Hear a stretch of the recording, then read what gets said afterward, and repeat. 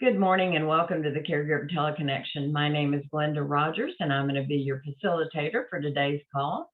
Today we have with us Barry Jacobs. He's one of our frequent presenters and he's going to be talking about 5 positive resolutions to help family caregivers cope. Before he gets started, let me tell you just a little bit about Barry. Barry Jacobs is a clinical psychologist, family therapist, and a principal in the Philadelphia office of Health Management Associates. He is the co-author with his wife, Julia Mayer, of the 2020 book, AARP Love and Meaning After 50, The 10 Challenges to Great Relationships and How to Overcome Them. One of those challenges, spousal caregiving.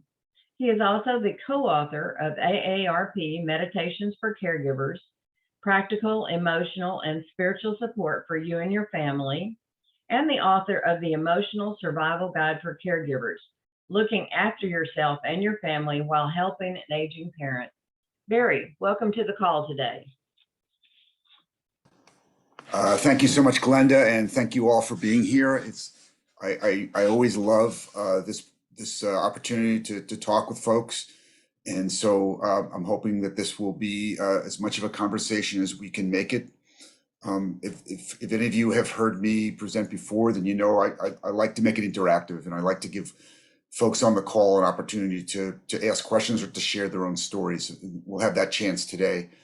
The other thing I'll just say about myself, I always say this, that I have those credentials, I've written books, but really the most important thing for you to know is that I have personal caregiving experience. So I took care of my mom and my stepdad, who both had dementia, over about a 7-year period. And then when I was a teenager, my dad had brain cancer, and my family went through that experience.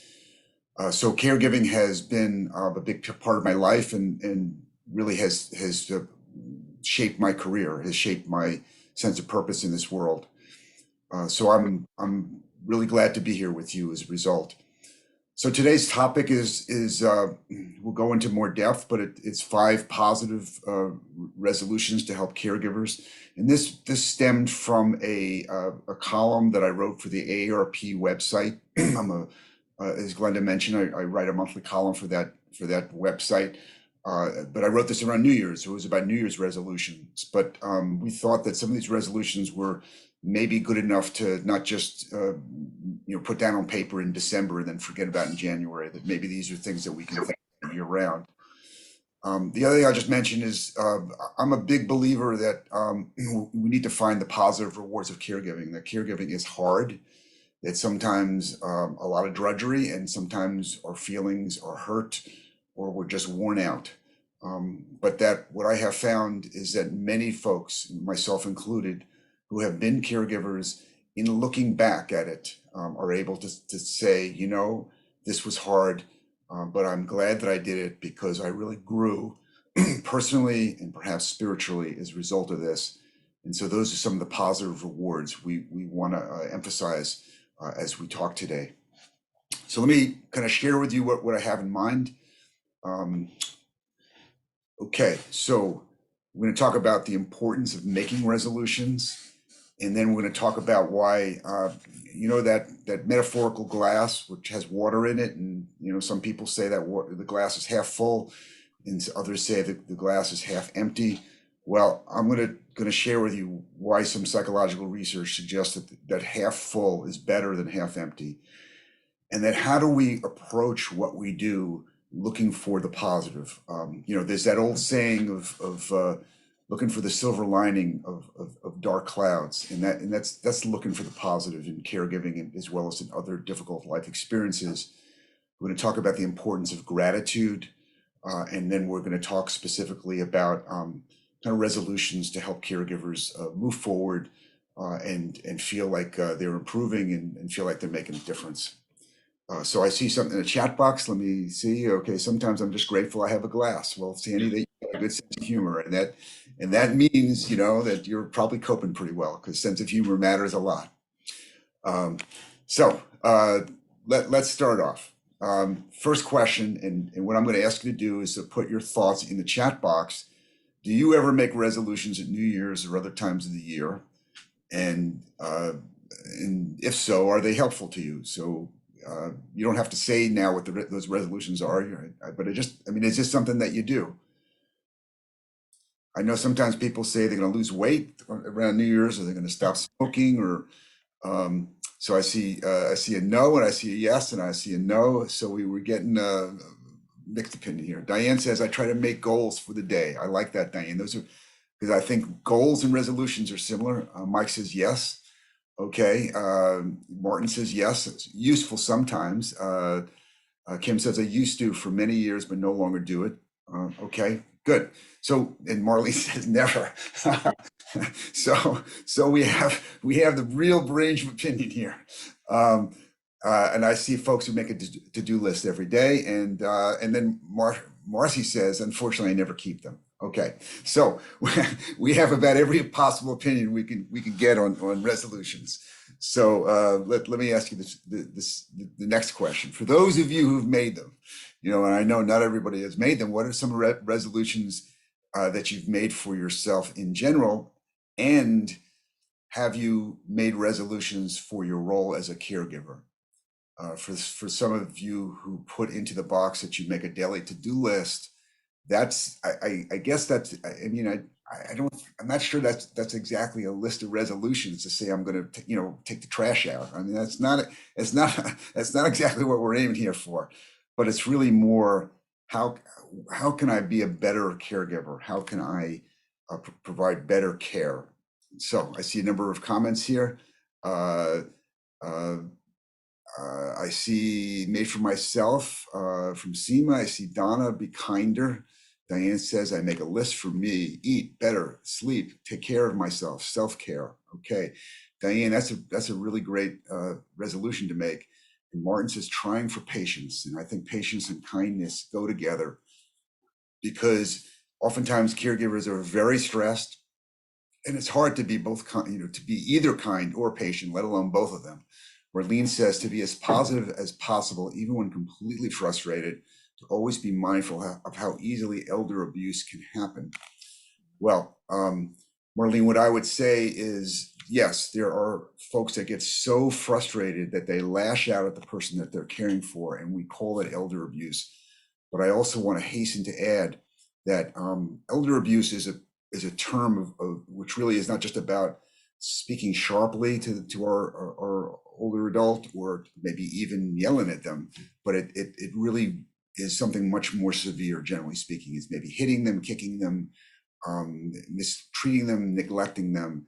And so I'm hoping that nobody here is committing elder abuse, but there are times when we may be so frustrated that we may get cross with the person we're caring for. Sandy says, not sure a resolution, but my best goal is to be flexible. And Sandy, I think that is a very worthy resolution, because caregiving requires lots of flexibility, because your loved one's condition changes, other things in life change, and you have to be nimble and flexible to adapt to them. Kim says, yes, I do try to be a better caregiver regularly. Sounds good, Kim. Marcy says, I try to do something for myself every day. Okay.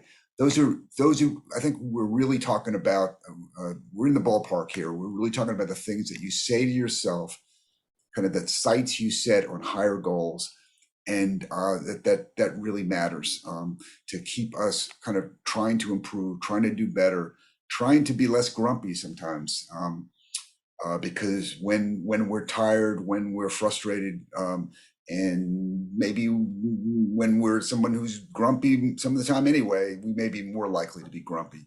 Julie says, I agree that flexibility is essential. Diane says, haha, less grumpy. Well, you may be laughing at that, Diane, but I think my wife would love me to be less grumpy. So, sometimes she doesn't even call it grumpy. She calls it worse things. So, but you know what I mean. Sometimes when we're in a bad mood, we take it out on other people, and sometimes we take it on the people who are closest to us. Chris says sleep. Absolutely, sleep is a very important self-care activity, and we really have to make that commitment to sleep. Okay, and Julie says to be less pessimistic and sarcastic. And Julie, I agree with you wholeheartedly, because when we're frustrated, when we feel almost powerless to do anything else, sometimes we may resort to sarcasm with a little bit of bitterness thrown in to express how we're feeling. So good. All right. So let's talk about some resolutions. So I think someone asked, are resolutions goals? And I think, yes, resolutions are in fact goals. I mean, they're just they're just the sights that we're setting for, that we're sailing towards.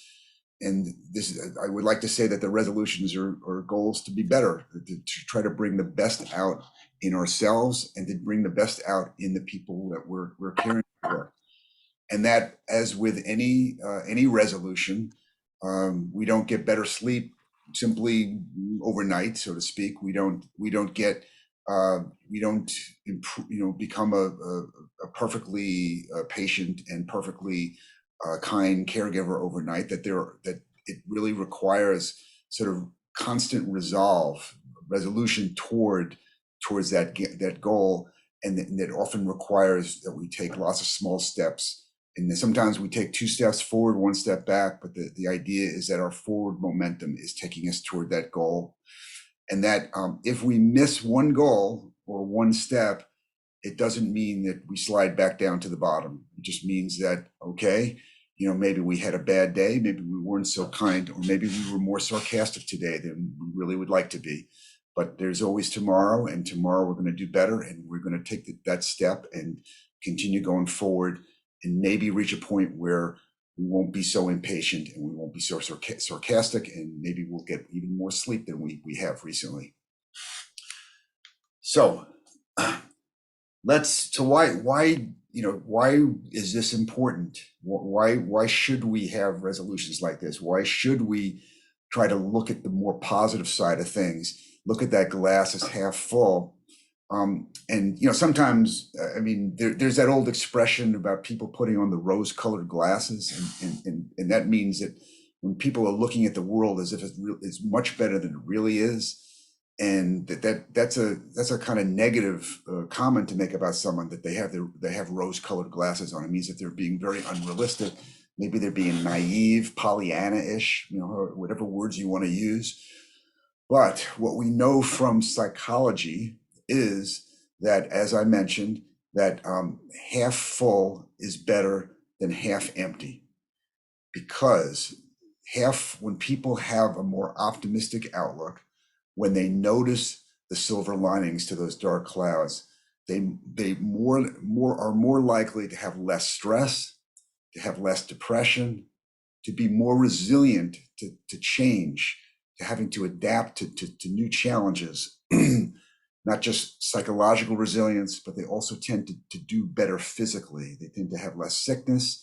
They tend to be a little hardier. And what we want, I think, for all caregivers is to have this tool, this positivity to be resilient. So sometimes I play with that glass metaphor, and I joke around and I say that I'm a born pessimist. And then when I look at that glass, I don't see any water in it. I see that glass is bone dry, and sometimes I get a chuckle out of people, and I'm not quite that bad. I do see some water in the glass. I also run into people sometimes who don't see the glass as half full. They see it as overflowing, or they may, sometimes I make fun and I say, well, it's almost like they see that that old faithful geyser is shooting out of that glass, like it's more water than anyone's ever seen. And that's not, that's really a distortion of reality. I mean, that's not just rose-colored glasses. That's something way beyond rose-colored. I mean, I don't think that the caregiving life is ever going to be quite that positive. And I'm hoping it's not going to be as bad as water being gone entirely. But given a choice between seeing things optimistically versus pessimistically, we want to see them optimistically. Cautiously optimistic is what I like to say. And if for any of you who are interested in this type of psychology, there is a whole kind of field of psychology that is named appropriately positive psychology. There is a psychologist here in the Philadelphia area named Marty Seligman, who wrote a book years ago called Learned Optimism, that he believes that you can learn to be optimistic. It's a habit of thinking that you can gain just like any other habit. So I see Diane has put in the chat box here, you have to work at being positive. And what I would say to you, Diane, is that psychologist Marty Seligman would say you're exactly right, that it doesn't just come naturally to some people, that we have to work at it by making ourselves pay attention to what's positive in our environments and in ourselves, but that the payoff from making that effort is that we have this reduced stress and reduced depression, etc. Martin says, always look on the bright side of life, Monty Python. Yes, I can even sing that song for you, but my voice is awful and I'm not going to do it. But I think just that was that was a song that Monty Python did that was completely making fun of people who look at the bright side of life, right? It was a sarcastic song, and it's a very funny song. So obviously we don't want to, we don't want it to look on the bright side of life only. We want to be able to see life as it is, but maybe not overlook some of the blessings that we have, some of the things in our lives that we really value, and not be so frustrated by our caregiving that we lose sight of them. I'm hoping that strikes the right balance there. I have to say, Martin, that just seeing that line there that you put in the comments kind of brings a song in my head now. I can't get it out of my head. So thank you very much. All right. So here's the question. So how do you in your lives? And heard Diane say she has to work at this. How do you get yourself to notice the positive things? And we sometimes say, how do we get to count our blessings or find the silver linings? How do we do that each day? So because there may be techniques that we each use for that, but sometimes we have to do this very intentionally. We may be feeling so glum and so worn out that unless we make that effort to notice those things, we don't notice them unless we intentionally do that. So here's a comment from Diane. I keep 5 different journals, including one where I write down what I'm grateful for that day. Diane, that is amazing. That you keep 5 different journals. Don't you get them mixed up one with the other, or you have them color coded, or how do you keep this organized? So I'd love to hear more about the journals. Andrea says, try to be mindful and look for the good. So Andrea, I absolutely agree with you, and I would love to hear your thoughts about what you do to try to be mindful, or maybe what the word mindful means to you. And Diane says, I do get them mixed up.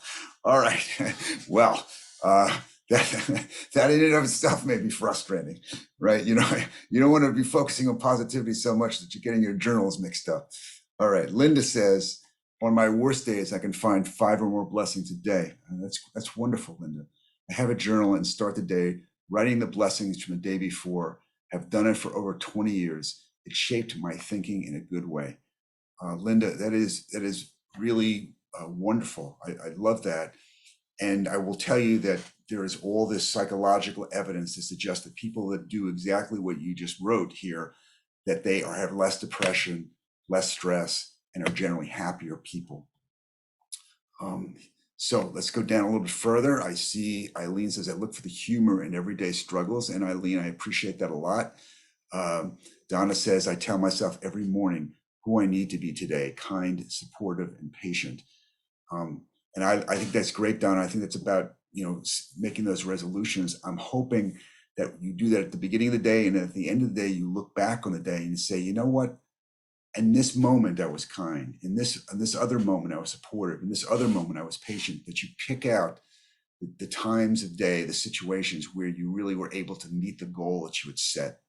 Marlene says, write down 5 things I'm grateful for each morning, then try to find opportunities during the day to do something kind. Marlene, I love that. Seema says, I try to be grateful during the day and say thank you to God if I see even any single thing happen good to me. Seema, that's wonderful. I mean, that's really not taking anything for granted, really looking for the positive and noting it when it occurs and thanking God for it.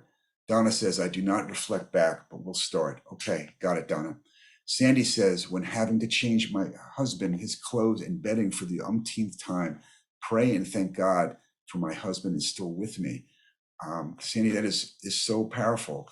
So that, I mean, I've been there, I've done that. And those are not nice moments, right? They're moments that are very frustrating. They're very wearying. And in that moment, for you to be able to say, this ain't fun. I wish I weren't doing this right now, but thank God that my husband is still with me. Because, perhaps you also go so far as to say, perhaps because when he's not with me, I'm going to miss him, and I'm going to miss even changing his clothes like this. And I see Julie says, I try to live in the moment when visiting my mother. And I think, Julie, really that's all we have at our disposal. We can't change the past, and we can worry about, but we really can't control the future. All we have is the moment, this present moment, to do the best we can with. And that especially when we're with the person we're caring for, and we want to remember them, we want to cherish them, we want to be present for them, to really bring our best selves to them, that being there with them and not being distracted by things that happened or things that may happen is really, really important. Okay, and I see Kim says, I so wish I could remember the saying someone said. It was 4 short words having to do with that it's just their way of doing something. It's different and it's okay. So I can remain more patient when I feel like her behavior makes me feel like I'm losing it. Do you know what those words are? Kim, unfortunately, I can't think of, I think what you expressed is very powerful. I can't think of 4 words that express it. Maybe other folks here know what you're referring to, but what I can say is that really we do our best. We have to accept ourselves oftentimes when it's hard to do that, and then we have to basically say to ourselves, okay, maybe I was a little rough just now, maybe I was a little irritable just now, but I'm going to do better, and I'm going to go forward. Linda says, kudos to Sandy. She has achieved the humility and patience I'm working toward. That's great. This is exactly what I was hope would happen today, and what I hope happens in all these teleconnections, that it's not just me who's doing the talk, and that you're sharing your ideas and blessings with one another, and that matters to each of us. Me too. Okay, so let me go on, and I think I have a feeling I see one more comment before I do so. Marlene says, I also remind myself of the struggles I put my parents through as I grew up. It's only fair I reciprocate with patience with them. Marlene, I hear you. And I've met many an adult child who feels that way, who wants to give, maybe compensate for what they didn't do for their parents earlier in life, or the grief that they gave them. And I think that your parents are very lucky to have you. What I would also say is that I hope that you're doing this not just for your parents' sake, but that there's something about doing this that helps you feel better about yourself as well. So let me go on to the next slide. I have a feeling, given everything that folks have said, that I'm probably not going to tell you a whole lot you don't already know. And I often do that, unfortunately. So, all right. So I already heard many of you say how you look back on each day and find something to be grateful for. Many of you keep a gratitude journal. You look back and write down 5 things. I typically write down 3 things. Maybe I need to add 2 more to come up to your level. And maybe I think probably being grateful for more things is better than fewer things. But I think writing things down often is a way for us to take notice of them. When we have a habit of journaling, it may not even be that we go back and reread the journal, but journaling sort of is a practice that helps us take notice. In order to notice the things that we are grateful for, we have to do that in order to write them down. So it's a way of bringing our attention to those positive aspects of our lives. So let me go on. So let me just share some thoughts that I have heard people say in the past, and I actually heard a number of you say in the chat box right now. So this idea of having a positive bias, that we're gonna not make believe that everything is like the Monty Python song, that always look on the bright side of life, but that there are always some positives we can find. We don't want to lose sight of them. And so this woman, it's just a photograph I found online, but we'll have her say, I will reflect more on the good things I do rather than on my imperfections as a caregiver. So I think this is similar to what some folks put in the chat box, but always a little different. I know we had in the chat box just being grateful that your husband is still there, still with us. Maybe people being grateful for small things like a cup of coffee that tastes really good, or enjoying the springtime, or maybe using, Eileen was talking about using humor, having a little bit of a laugh.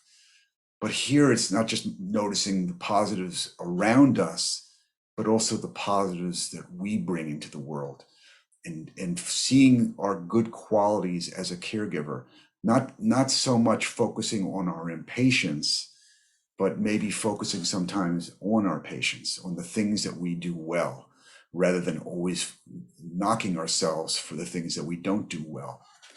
So let me put this in a little larger context. So, and I'm quoting lots of psychology because I'm a psychologist. That's what psychologists do here. So there has been found to be a tendency among people who are depressed to see the world not through rose-colored glasses, but almost through black-colored glasses, and to have a negative bias. That everything they see around them, they only pay attention to the worst aspects of their environment and the worst parts of themselves. And that negative bias then makes folks more likely to become depressed. And things like psychotherapy, particularly a form of psychotherapy called cognitive behavioral therapy, or CBT, that focuses a lot on helping people change that habit of negative bias. And so what we're talking about today is really the opposite. We want folks not to focus on the negative, but really focus more on the positive of their environment, of their daily lives, but also of themselves. Really, I really and truly believe this. In my experience, caregivers tend to be really hard on themselves. They're really good at finding all the things that they did wrong. And when other people tell them how great they are, they usually say, no, don't say things like that, or they feel very uncomfortable. And I'm not saying that we want to go on a big ego trip, that we're all such wonderful caregivers. But what I'm going to say to you is that most of us have some good qualities of caregivers, and perhaps some ones that are not so good.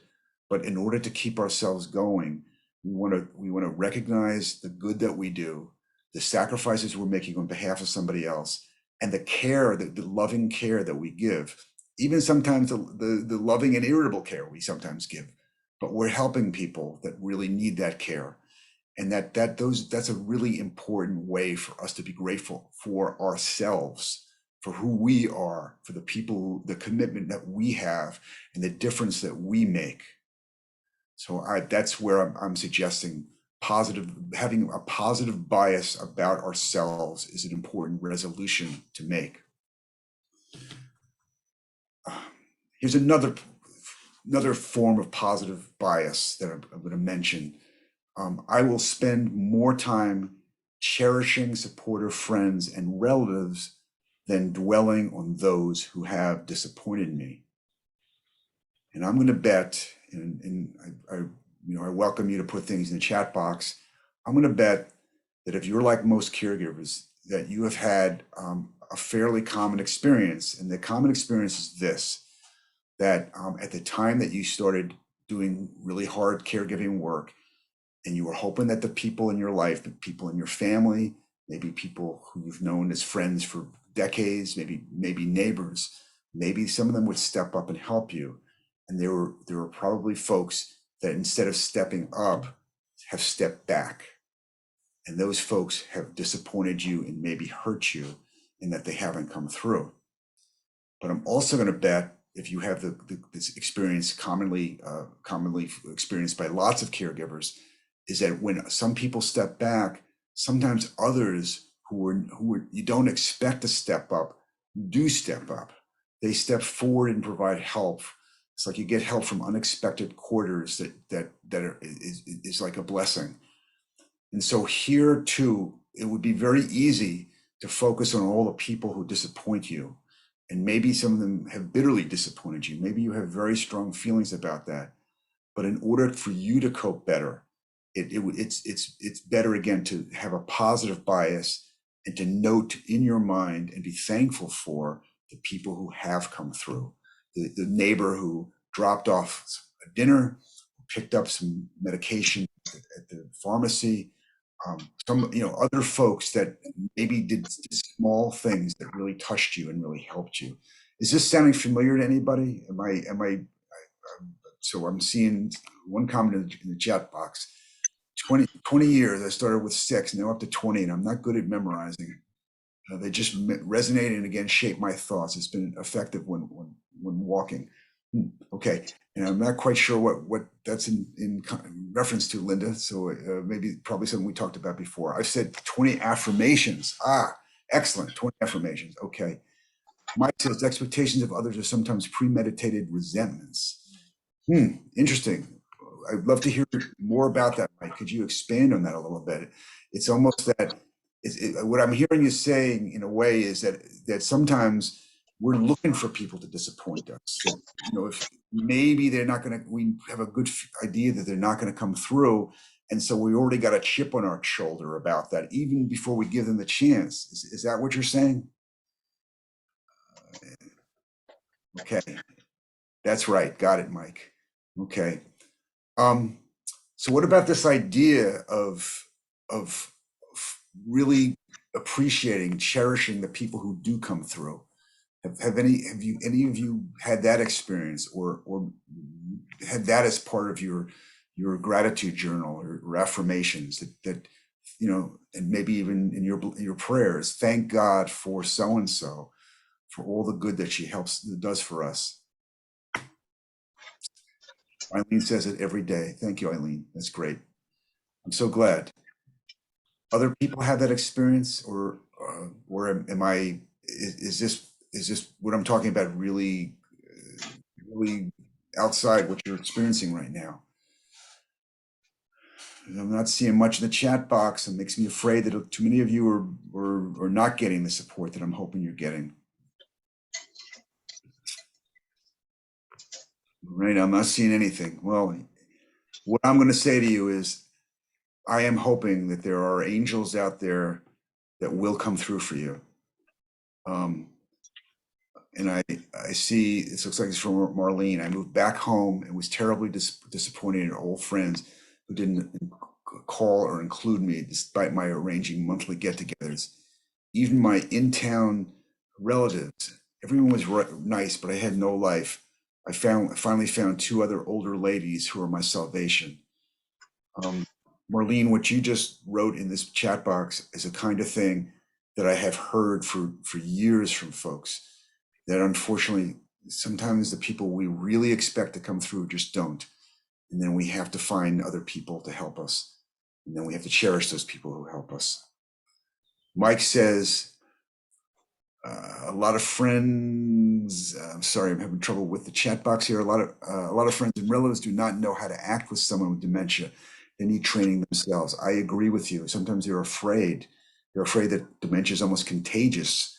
You and I know that it's not contagious, but they're afraid that they're going to say or do something that's going to be incorrect, and it's just frightening to them. And so they need our guidance. Kim says, when my sister used to take turns watching my mom, she was very resentful of so many other family members that they didn't call mom or help with things. I am so thankful that I am not resentful of others. I think I set up appropriate expectations. I do not expect others to help, so I do not have any resentment. All right, well said, Kim. it sounds to me by keeping your expectations low or not having any expectations, you're therefore not disappointed. Sandy says, exchange expectations for appreciation. In the former, we feel owed. In the latter, we feel awed. Sandy, I don't know if someone else wrote this, but if no one did, you need to kind of copyright this and get all sorts of credit for this wonderful, wonderful saying, because that's exactly right. I mean, when we feel owed by people and they don't come through, or even if they do come through, it's not nearly as satisfying as when we don't feel any any expectation. And then people come through for us, and we are in awe of them, and we greatly appreciate them. I love that. Julie says, I'm sorry, I'm kind of losing the thread here. Julie says, my brother is the only person who has helped me with my mother. I am thankful for him. My sister, a nurse, stepped back to date. I'm sorry to hear that, Julie. I'm hoping your sister will come through at some point in time. Maybe after she's no longer looking, but maybe she's has a steady person in her life. She'll be more available to you. Seema says, my sister is only my parents' caregiver back home. I am thankful for that, but feels helpless a lot of time. I hear you, Seema. Sandy says, someone told me that, but didn't know who wrote it. Okay. Well, I'm not exactly saying you should claim credit for it, Sandy, but it's pretty darn good. I would quote that a lot. That's a wonderful thing. It's so much better for us to feel awed at the world than to feel resentful of the world or resentful of the people in the world. Okay, let me go on. We've been talking a lot about gratitude. And so, again, some of what we're grateful for may be those small things in life, like having a good meal or walking around taking a walk in the neighborhood and seeing pretty things, or just being grateful for the company of the person we're caring for. But another thing I'm going to suggest that caregivers can benefit from is to be grateful for what they're learning about themselves. So I mentioned that I cared for my stepdad and mother, who had first my stepdad had really bad dementia, and then almost as soon as he died, my mother had dementia. It was like back to back. And what I learned about myself in those 7 years is I'm not always the most patient person in the world. I'm not sure I was grateful to learn about that. But I also learned that that however hard it could be, that I was going to do what was necessary, because that was my responsibility as a son, and I really felt grateful that I was capable of making that kind of difference in the lives of my stepfather and mother. That I had the health, that I had the fortitude, that I had the commitment. That those were things about myself that I may have suspected before I was really tested by caregiving. But going through it for 7 years, I would never have guessed I could have handled it for 7 years. It was a long time. But I now I look back on it. My mom is now dead about 5 years as of today, actually. This is her 5th anniversary of her death. It's been 5 years since I've been a caregiver, and I look back and I'm very grateful for what I learned about how tough I could be when I had to be. And I'm hoping all of you are learning things about yourselves, maybe things that are positive about yourself that you can cherish. Marcy says, I try to remember that everyone has their own problems, and maybe that's why they don't come around. And Marcy, I think that's true. And I agree with you, though I wish their problems were not so overwhelming to them that they can't come around at all. I would hope that they could come around as much as they're able, given their situations. Okay, anyone else feeling grateful for what they're learning about themselves? Are there things about yourselves that maybe you didn't know until you're in this position?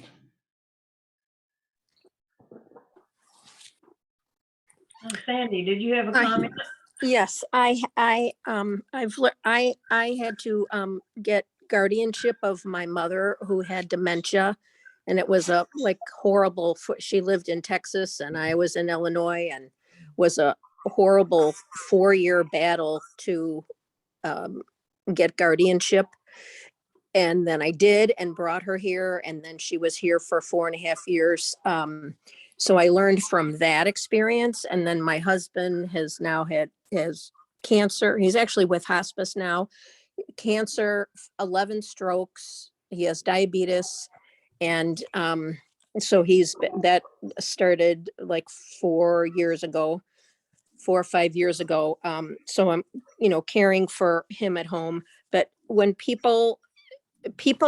I have had people step up and offer to do things and come and sit with him and be with him, but I'm too concerned about people trying to like get him up, and that I'm afraid that they'll get hurt. So, I am thankful that they offer, but I don't know. I guess maybe some tips for I try to just be grateful that they offer, but it gets tiring sometimes to not accept their help. I don't know if that's making any sense to anybody. Yeah, no, Sandy, it does make help. And so first off, I want to say, I mean, you have done quite a lot of caregiving, and I'm so sorry to hear that your husband's on hospice now. Though it sounds like it's been a long, hard course during that time, and he's had many medical setbacks. Um, Mhm. I wish him, the greatest comfort possible. What I'm also hearing is that Thank you. when it comes to accepting other people's help, that it's kind of that's a mixed blessing in certain regards. And I guess what I would wonder is there a way? I mean, there are people who are well-meaning, but sometimes don't know how to be helpful. And one of my favorite sayings is, "All not all help is helpful." Is there a way that you can instruct them or direct them to doing things that Yes, yes. may be helpful? Sounds like that has so you've done that. Right, right. Okay. Yes.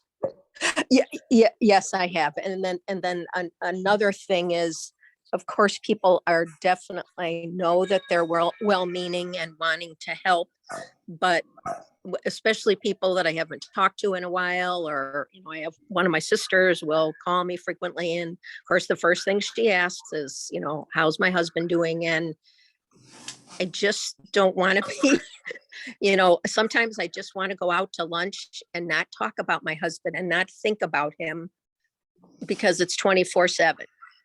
Got it. And so I do tell people that I want this to be like a no jack zone.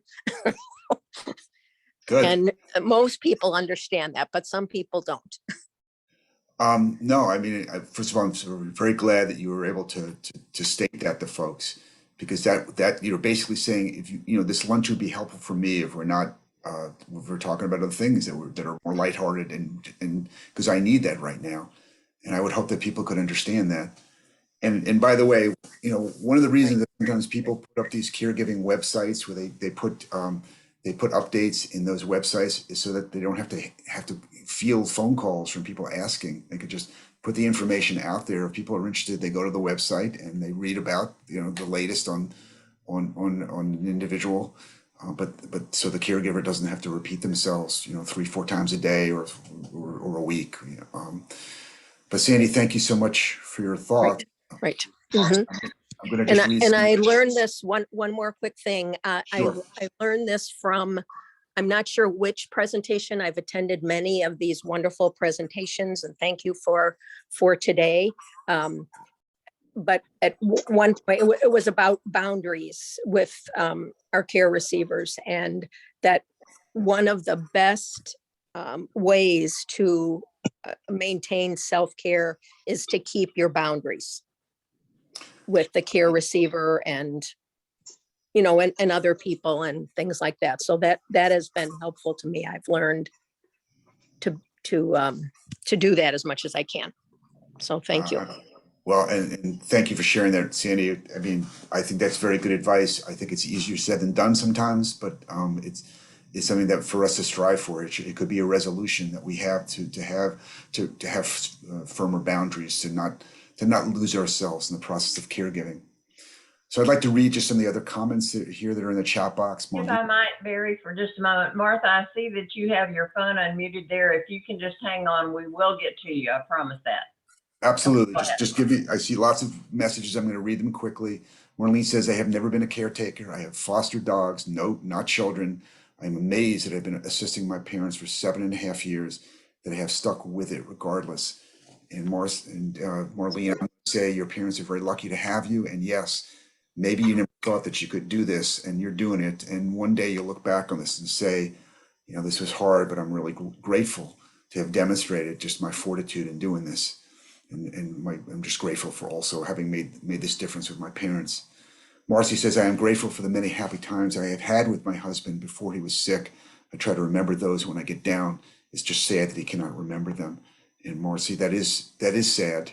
And but I am very glad that you're able to cherish those memories. Those sounds like mostly good memories with your husband, and that those memories help carry you. In your relationship with him is not just based on what goes on today, but it's based on your history together. And it sounds like it's been mostly a very good history.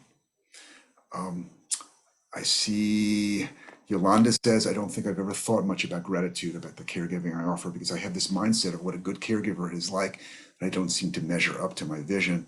And what I would say, Yolanda, is, as I said before, caregivers tend to be awfully tough on themselves, and nobody needs perfect caregiving. They only need good enough caregiving. And my guess is that you're not a perfect caregiver, but that you're making a positive difference in the life of your loved one. And I hope that you can pat yourself on the back for that.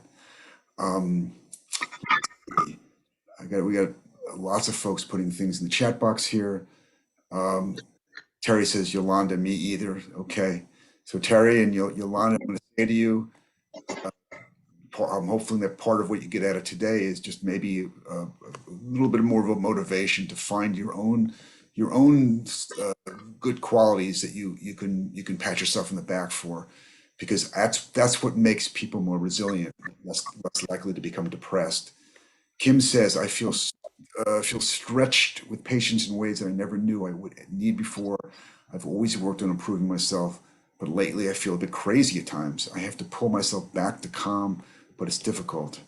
I do have a lot of patience, more than most people. Some of the things my mom does are so difficult to handle. So what I'm hearing, Kim, is you're being tested every day. Some days you're really up for the test, some days maybe you're not. But what I'm hearing is you're doing your best. And sometimes we need to pat ourselves on our back just for doing our best, even if it's not the perfection that we envision. And so I'm hoping you can do that. I see there's a bunch more messages, and I want to make sure that we don't lose sight of the person who had unmuted themselves. Glenda, why don't we go to Martha first, and then we'll come back to these messages. Okay, Martha, did you have a question or a comment you wanted to make? Hello? Okay, I'm going to mute your phone back again. Okay, thank you. Martin says, surprised and gratified by how well I'm doing in my new life as a caregiver and nurse after thinking my whole life that I'd never be able to take care of another. Love conquers all. I mean, that's a pretty powerful insight. I think, you know, I don't think we should give ourselves some big trophy or anything, but I do think we should say to ourselves, you know what? Maybe we have greater toughness, greater resolve than we ever thought we did. Terry says, I feel like I'm learning all the things I can't do. And what I would say to you, Terry, is you're learning lots of things that are challenging. But my guess is, and I don't know how long you've been a caregiver for, my guess is that there may be some things that you can't do today that you'll be able to do tomorrow. There may be some things that you couldn't do yesterday that you can do today. And that what we're talking about here is accentuating the positive, that positive bias, trying to not focus on the things where we come up short, but really the things where the activities, the responsibilities where we stand tall. And I'm saying this to you, Terry, because I really do believe that would help you be more resilient, just being kinder to yourself. Marcy says, I am learning that I am stronger than I would have ever thought. And Marcy, that's what I'm hoping all of us feel. Eileen says, Terry, I agree. I think our team of siblings have all done more than we ever thought we could, though far, far from perfect. And I don't think, like I said, no one is expecting perfection here. We're all just expecting that sometimes the best we're going to do is muddle through. We're not going to be able to have to perform up to our highest standards every day. Sometimes halfway to the standards may be good enough. Terry says, maybe I live 2 hours away and work full time, trying to be both places. You know, Terry, what you need to do is get one of those Star Trek teleporter machines, transport machines, because I find that's really handy to kind of go back and forth, to have your molecules shot back and forth through space. It works pretty well. And you know I'm joking. Glenda says, the resilience of caregivers is amazing to me. Terry says, yes, and I agree as well. Any more? Let's see. I think we may have come to the end of our conversation here. Let me go on then. We have just about 7 minutes left and just a couple of other things I want to cover before we wrap up for today. So we're getting back to this idea of resolving and making resolutions. And earlier people talked about resolving to do more self-care. And I heard Sandy say something which I want to underscore. So Sandy says, I want a jack-free zone. And that is a way of compartmentalizing her time with other people. So when she's home, when she's with Jack, she's on Jack time. She's with him, she's doing for him, but she needs to preserve herself, to preserve time for herself. She needs to almost wall that off from other parts of her life. That's called compartmentalizing. And I find that's a very important thing for us to do, to take good care of ourselves. All of us need time away from our caregiving roles, even just for an hour, even just for 20 minutes to go upstairs and to immerse ourselves in a book or to watch something on TV, to not be immersed in caregiving all the time. That compartmentalizing is very important. And I'm just I think this is the last slide I wanted to talk about today. And this, and here, I think this, someone may say, well, this sounds almost like the Monty Python song, always look on the bright side of life. But I really do believe that when we aim for joy, when we aim for not just getting through, but really rejoicing in the life that we have and the good that we can do, in the small moments of humor and the small moments of emotion that come up, that joy will keep us going. It's not to be a resilient caregiver, to cope over time, over, as Marlene says, 7.5 years. It's not just about withstanding the pressures, kind of like girding ourselves and preventing ourselves from being worn out. But to me, even more importantly, is to finding the moments of joy in what we're doing, the moments of appreciation, the moments of positive interaction, the moments that we'll look back on and cherish when this is all over. And I'll say to you today, 5th anniversary of my mom's death, I opened some photo albums this morning and just remembered, my mom and I had some pretty tough times together during the years I was her caregiver. She didn't much like, me having to do that for her, and she fought with me a lot. But there were also just moments that today, from the vantage point of 5 years later, I can say matter to me tremendously. And I'm so glad that I had those particular moments with my mom. So, what other thoughts do you have? What other positive resolutions would you recommend? What other ways do you look on the positive? Do you have positive bias about your life, not just criticize yourself?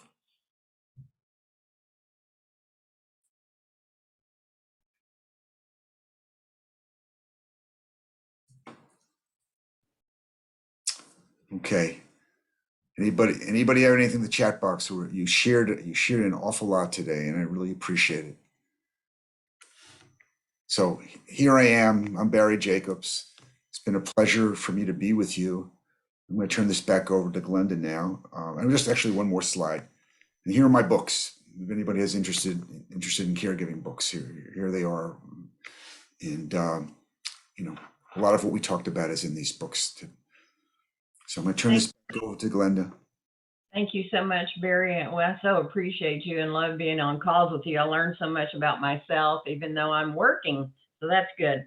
I wanted to let you know that this afternoon on the Caregiver Teleconnection, we're going to have a Spanish language session, and it's going to be talking about hospice care in Spanish. So if you know of anybody that is a Spanish speaker, you might want to tell them about that. They can find more information on the website that I gave you earlier.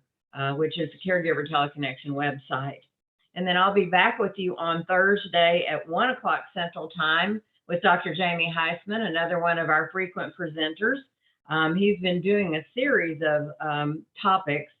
The one on Thursday is going to be 5 transformational steps to trusting others while trusting yourself. That sounds kind of interesting, kind of deep, but kind of interesting. If you register for today's call, in a couple of days, you're going to receive a follow-up email. In that email will be a post-session questionnaire. I appreciate your time. It won't take but a couple of minutes to fill that out so we can know how we did. If you have a topic you'd like to see us present on, please let us know about it. Or if you've been somewhere and you heard somebody that's a wonderful speaker about caregiving, we'd like that name too, so that we maybe can, get in touch with them and bring them as a presenter also. Please repost your email and books. Oh, I think it got away from them. Is it all right, Barry? Are we going to send out your PowerPoint presentation follow-up? Please do. I always love that. Thank you, Glenda. I appreciate that. And I appreciate your interest, Sandy. Okay, so we will send out the presentation and that follow-up email. If by chance you did not register and you want to get a copy of that PowerPoint presentation, you can call our customer service representative. And that number again is toll free at 866-390-6491. Remember about the podcast on our website also. This one will be posted shortly. And so you can also find it again there. If you did not register, you can go to our website, www.caregiverteleconnection.org. Barry, I want to thank you again for being with us. And I want to thank all of our participants for taking time, I'm sure busy days, as we saw in some of the comments today, and joining us. And we certainly do hope that we will see you and hear from you in the future. Thank you so much.